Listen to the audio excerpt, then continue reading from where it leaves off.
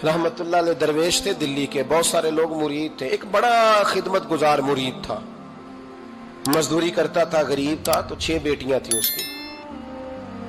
हजरत साहब के पास रोज आके कहता, हुजूर बच्चियों के लिए दुआ करें, अल्लाह कोई असबाब पैदा कर दे।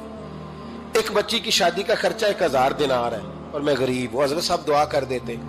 खानका शरीफ के थोड़े ही फासले पर, हजरत जहां बैठ के मुरीदों की तरबियत करते थे, उससे थोड़ा ही फासले पर ना एक ईसाई रहता था, बड़ा मालदार था, बड़ी सारे ऊंट, गायें, भेड़, बकरियां रखी हुई थी और हजरत शरफुद्दीन रहमतुल्लाह अलैह की बड़ी मुखालफत करता था। और ये जो आपका गरीब मुरीद था, ये उसका पड़ोसी था। एक दिन बुला के ना उनको कहने लगा कि तू किधर जाके जो है वो टकरे मार रहा है, वहां से कुछ नहीं मिलने वाला। वो तुझे क्या देंगे जिनकी खानका खुद चंदे पे चलती है, मदरसा चंदे पे चलता है, मस्जिद चंदे पे चलती है, तेरी बेटी का मामला कहां हल होगा? तो उस दरवेश ने कहा कि तू मेरे पीर को नहीं जानता, तू अजय मेरा महबूब नहीं डिठा, तो पता नहीं ना, तू इस रस्ते का मुसाफिर नहीं, तू नहीं जानता, उनका बस चले ना तो वो हर कीमत में मेरी बेटियों की शादी करा दे। अब वो ईसाई था, कहने लगा अच्छा चलो ठीक है, अगर इतनी बात है ना तो जाओ उनसे जाके कह दो कि 6 साल के लिए मेरे साथ मुआहदा कर ले, वो मेरे जानवरों को चारा डाल दिया करे, 6 साल ड्यूटी करे, मैं 6000 दिनार दे देता हूं। वो मेरे साथ 6 साल मेरे जानवरों को चारा डाले, रखते हैं ना आप चारा डालने के लिए, एडवांस पैसे दे के। अब तो लोग उन्हें भी गुलाम ही बना लेते हैं, बड़ी थोड़ी तनख्वाह देते हैं, जुल्म करते हैं, पूरा मुआवजा नहीं देते। हजरत शेख शरफुद्दीन के बारे में वो कहने लगा, जब अपने पीर से जाके कह के मेरे जानवरों को 6 साल चारा डाले, मैं 6000 दे देता हूं, तू जो कहता है हर कीमत पे जाने को तैयार है। उसने जब ये बात की तो मुरीद ने नाराज हो गया, वो लड़ाई हो गई, गिरबान पकड़ लिया, झगड़ा हुआ, बात बड़ी दूर गई। इस तरह की बात करता मेरे हजरत के बारे में, तेरे जैसे कई मैं वहां काम पे रखा दूं। जब वो बड़ी बहस हुई, बात मोहल्ले में, इलाके में फैल गई, दुनिया ने सुन ली, तो शेख शरफुद्दीन तक भी पहुंच गई। इस तरह झगड़ा हुआ है। लोग सो गए इशा की नमाज के बाद। हजरत साहब ने ना सर पे कपड़ा लिया, उस ईसाई के दरवाजे पे दस्तक दी, वो बाहर आया, फरमाने लगे लोग तो सोच समझ के मुलाजम रखते हैं, तूने भी तो सोच ही लिया होगा, तभी तो मुझे ऑफर की है। तू अपनी ऑफर पे कायम है? वाकई मुझे रख लेगा और 6000 दिनार दे देगा? कहने लगा जा बाबा काम कर अपना। फरमाया नहीं, तूने इतने लोगों में बात की, इतनी बहस हुई, तो कायम है? कहने लगा मैं तो कायम हूं, पर आपने नहीं कायम रहना। फरमाया मैं सोच समझ के आया हूं। उसने कहा आप ड्यूटी करेंगे, भैंसों को चारा डालेंगे? फरमाया एक शर्त, बस जब अजान हो जाए ना तो मुझे रब की नमाज पढ़ने की इजाजत दे देना, बाकी सुबह शाम जो तू कहेगा। अगर उस गरीब की बेटियां ब्याही जाए तो मुझे और क्या चाहिए? उसकी 6 बेटियों का बोझ है उसके सर पे, तू मुझे रख ले। अल्लाह अकबर। वो कहने लगा चले पे मेरे साथ खते बंदगी कर ले। आजकल हम स्टाम करते हैं, उस जमाने में खते बंदगी होता था, गुलामी का खत, काजी शहर के पास, यानी उसका ख्याल था कि चलो स्टाम की बात करूंगा तो भाग जाएंगे। फरमाया चल मैं तैयार हूं। काजी तक गए, तय हो गया, 6000 दिनार दे दिए। हजरत ने मुरीद को बुलाया, फरमाया पुत्र ये ले जा, जा मेरी बेटियों को रवाना कर दे। कहने लगा हुजूर ये क्या कर रहे हो आप, कुछ सोचे? फरमाया यार जब तुझे बेटा बना लिया तो फिर मेरी पोतियां तो लगती हैं ना, मेरा हक तो बनता है ना, जा जाके ड्यूटी कर, उनको ब्याह दे। बात फैल गई। बादशाह भी अकीदतमंद था, वो 12000 दिनार लेके पहुंचा। क्या बताऊं इन रब के बंदों का दिल कैसा होता है, क्या दर्द होता है, क्या रंग। 12000 दिनार लेके बादशाह आया और आके हजरत को पेश किए, का हुजूर आप दें इस ईसाई को, डबल दें और जाए काम करें। आप फरमाने लगे तू पैसे दे, शर्तें ना लगा, मेरा जहां दिल करेगा मैं खर्च करूंगा, मुझे तो मजा ही अब आने लगा है, अभी तो लुत्फ आ रहा है, अभी तो जायका आया है कुछ करने का, पैसे देने हैं तो दे, पाबंदी ना लगा, जहां मेरा दिल करेगा मैं। उसने कहा हुजूर ठीक है रख ले। हजरत ने फजर मस्जिद में पढ़ी, जेब में 12000 दिनार थे, ऐलान फरमाया भी किसी और की बेटी भी बैठी है तो पैसे मेरे पास है।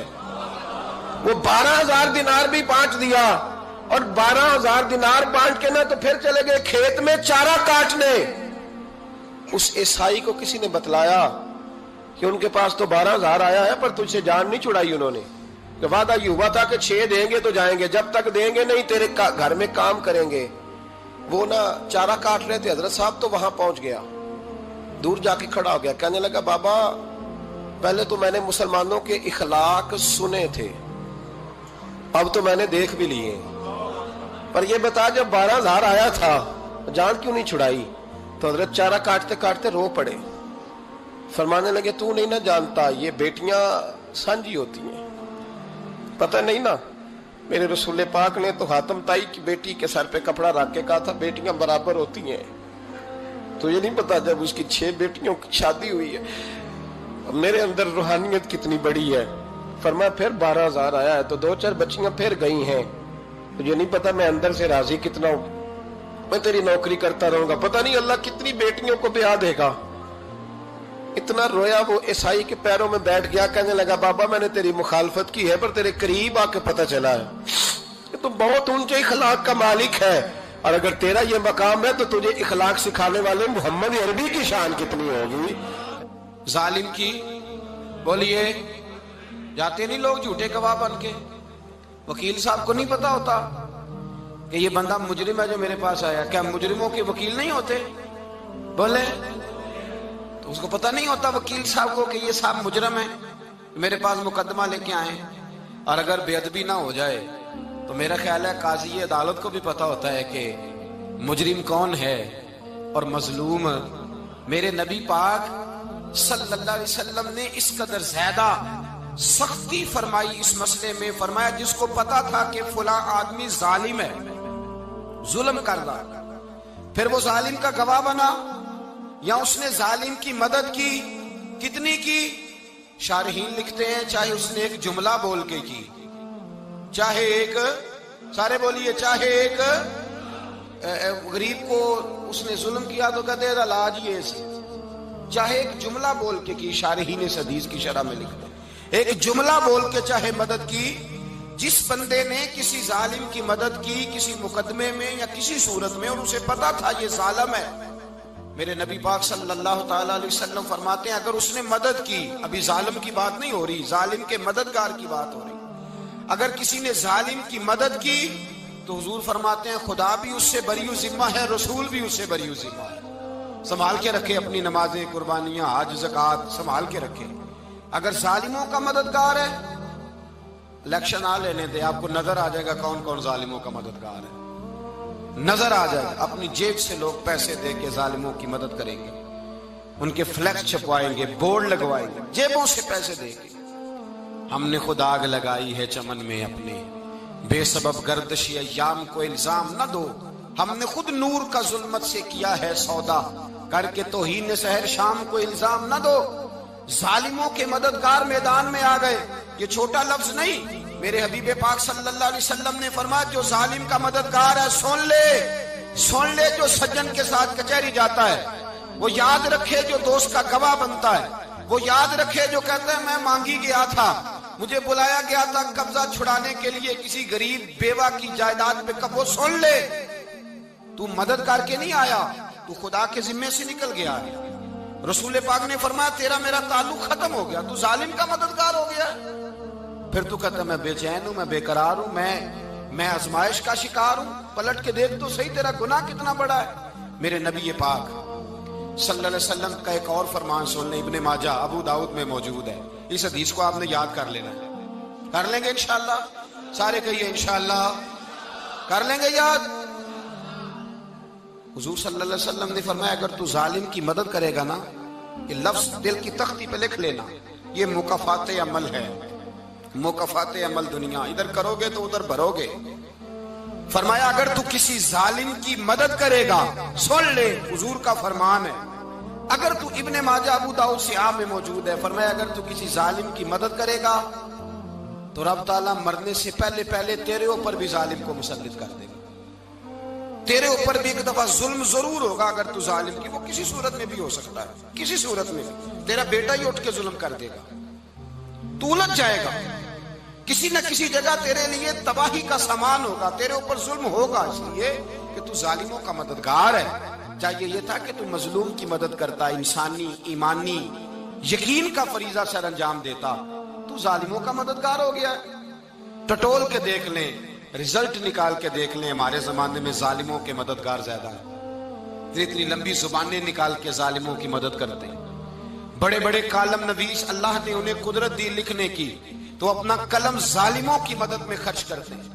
وہ لوگ جن کو اللہ تبارک و تعالیٰ نے قدرت دی، ہمت دی، طاقت دی، کچھ لوگ ان کے حلقہ احباب میں، وہ اپنے لوگوں کو استعمال کر کے ظالموں کی مدد کرتے ہیں، ظالموں کی مدد کرتے ہیں۔ میرے نبی کریم سید عالم نور مجسم صلی اللہ علیہ وسلم نے فرمایا، اگر تو نے ظالم کی مدد کی تو جب تک تو توبہ نہیں کرے گا رب تجھ سے ناراض ہی رہے گا۔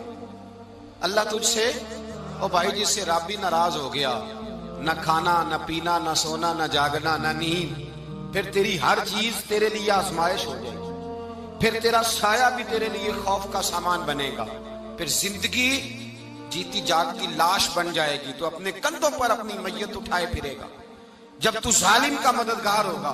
اور نبی پاک صلی اللہ علیہ وسلم نے فرمایا، ظالموں کا مددگار بھی ظالم ہوتا ہے، ظالموں کا مددگار بھی، سارے بولے ظالموں کا مددگار بھی نہیں، کو نہیں، آپ سارے نہیں بولے، ایک دفعہ بولے ظالموں کا مددگار بھی، پکی بات ہے، ظالموں کا مددگار بھی۔ اللہ اکبر، جس کا یارانہ ہو، جس کا دوستانہ ہو، جو کہے میں نے نا اس کو اوکھے ویلے کے لیے ظالم کو یاد رکھا ہوا ہے۔ کبھی مشکل میں رکھے نہیں ہوئے لوگوں نے ظالم دوست، کہتے میں نے رکھے ہوئے ہیں، بلکہ ہمارے دیہات میں تو کہتے ہیں میں نے بازو بنائے ہوئے ہیں۔ کس کو بازو بنا لیا؟ ظالم بھی کبھی بازو ہوتا ہے، جو ظلم کی تلوار لیے میدان میں کھڑا ہے۔ قارون، حامان، فرعون، نمرود کا حال نہیں لوگوں نے دیکھا؟ اپنے زمانے میں آپ نے کتنے لوگ نہیں دیکھے جن کے سائے سے، آواز سے لوگ کانپتے تھے؟ پھر پولیس کی گاڑیوں میں وہ اس طرح مردہ پڑے کہ دنیا نے تماشا دیکھا ان کا۔ یہ رنگ ہم نے دیکھے نہیں اپنے آنکھوں سے۔ فرمایا ظالم کا مددگار بھی، جو کار میں بٹھا کے لے کے گیا وہ بھی ظالم، جس نے چائے پلائی وہ بھی، جس شخص نے کھانا کھلایا وہ بھی، جو کچہری تک ساتھ گیا وہ بھی، جس نے فلیکس کے نیچے، بڑے شرابی کے نیچے چھوٹی اپنی فوٹو لگائی وہ بھی، جو ووٹ کی پرچی ڈالنے گیا وہ بھی۔